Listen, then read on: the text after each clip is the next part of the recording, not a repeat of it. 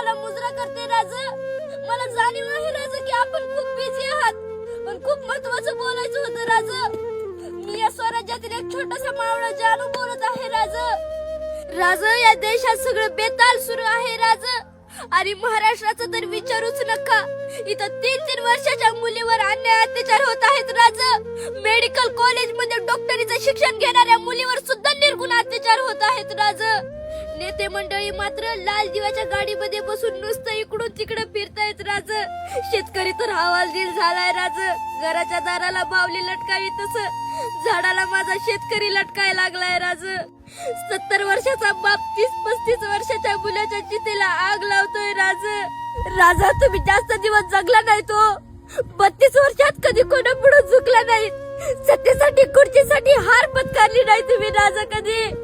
ना कधी लाचारी ऐकली नाही, ना कधी स्वाभिमान गमावला नाही राजा, ना कधी जनतेशी बैमान झाला नाहीत राजा. अहो, भारतरत्न कायदेमंत्री आंबेडकर साहेब, माझा आवाज येतोय का?